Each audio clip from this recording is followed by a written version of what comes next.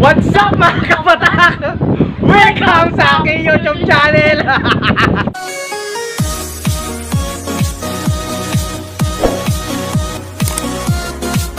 Hi guys! Good morning! Kumain na ba kayo? Kami kumain na. Tingnan nyo naman to. Laki-laki na. Ang ulam naman ay hotdog. Hotdog ba o ano? Adobong paa? Paa ng manok? Ha? Samahan nyo kami ngayon dahil kami ay mababait na apo ni Lola Almed. May pinagutos siya sa amin na gagawin namin. Abangan nyo ha, keep watching kung anong gagawin namin. Papunta kami ngayon sa ano, dagat. Ha? Abangan nyo. Ayan, kasama namin si Papa at si Raul. Ayan guys, malapit na po tayo. Konting kembot na lang. 150 meters po ang aming nilakad para makarating dito sa dagat. At syempre, kung mag-exercise kayo, kailangan patras ang lakad nyo. May konting kembot, be. Kembot muna dyan. Titignan natin yung dagat. Tara, samahan nyo kami. Maganda yung buhangin ngayon. Bumalik na sa dati. Let's go! Guys, nandito na tayo sa cottage ng aking lola. At syempre, papakita ko sa inyo ang buhangin dito sa kanyang beds. Woo! Super ganda! Woo! Ayan. So hindi pa nakakapasyal dito. Sana pasyal na kayo dito. Dito lang sa Barangay Concepcion. Woo! Bumalik na ang buhangin! Ganda na. Bumalik na yung buhangin ko mga kaibigan. Ayan o. Sobrang lapad. Kasi dahil sa bagyo, nawala yung buhangin ngayon. Wala ng bagyo. Ayan na. Kita nyo yun? Puro buhangin na yan. Wow, super ganda. Daming baba na nando yan! Ayan. Woo! Daming pa... Siyempre guys, hindi kami nagpunta dito para maligo dyan sa dagat. Nagpunta kami dito para ayusin ang nasirang sahig ng cottage ni Lola. Ito. Papalitan natin yan ng sahig mamaya. Guys, ito ang ating mga kailangan na gamit para sa pagpapalit ng sahig. Ito, martilyo, lagari, kutsilyo, pulgadira, tape measure, gulok, at pako. Uno yung media, yung haba niya, 1 in 1/2 ang haba niya.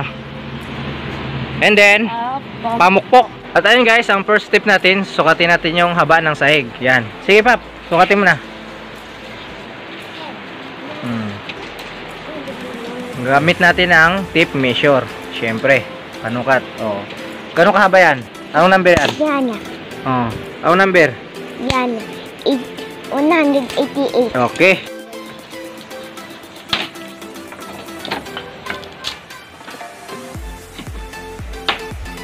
At syempre, sukatan na natin ngayon yung ating kawayan or pato. Nagarayan muna natin siya dito. Dito muna.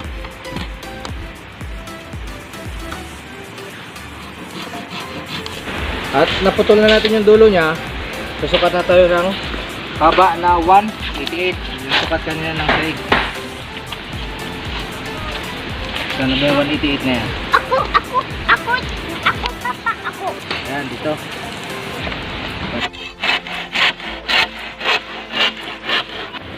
At ngayon naputol na natin ang kawayan. Lilinisan na po natin ang kanyang paligid dito sa buko niya.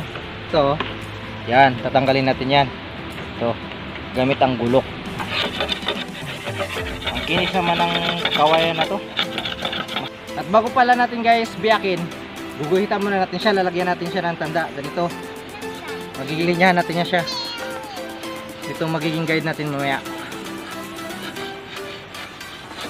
Guys, nalinisan na natin yung paligid ng buong kawayan. At ngayon bibiyakin na natin siya. Tara. Pag magsimula tayo magbiyak, dito sa buko niya na to, dito tayo magbibiyak. Dahan-dahan lang guys.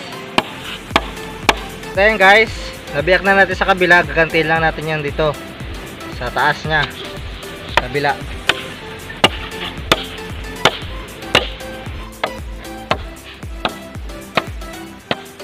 Alright guys, pagkatapos natin biyakin yung kawayan, lilinisin na natin siya. Ayan, tatanggalin natin ito ng buko na.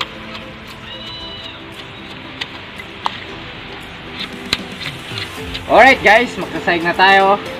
At ito ang purpose ng linya natin kanina. Ito, Yan, pagkakasunod-sunod. Ganito ang pagkakasunod-sunod ng sahig natin. Ito yung guide niya. Yan, dito tayo magsimula. Ganun. Okay, let's go! At ito guys, ang purpose ng kutsilyo natin, panghukay dito sa ating kawayan.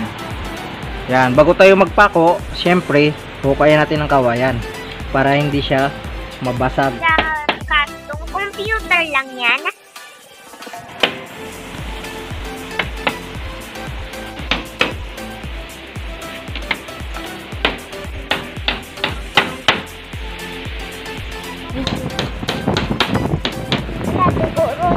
Dugo. Guys, mukhang napagod ang ating kasama sa pagtrabaho dito. Ayan o, relax na o. Tulog si Bibi. Guys, tapos na ang ating pagsasaig at nandito ang ating foreman. Ating inspection niya ng ating gawa. Foreman, ano bang masabi mo sa gawa namin ni Ron? Ayos lang. Ano ayos? Hindi naman makasawa ha? Hindi naman makasawa na tatlo. Yan. Hindi na makasawa sa Ron ng tatlo. Alright guys, tapos na tayo sa ating pagsasaig. Mukhang magiging masaya na ito si Lola Almid. Salamat po pala sa aking 150 YouTube subscribers. Konting kemot na lang. Road to 1,000 subscriber na tayo.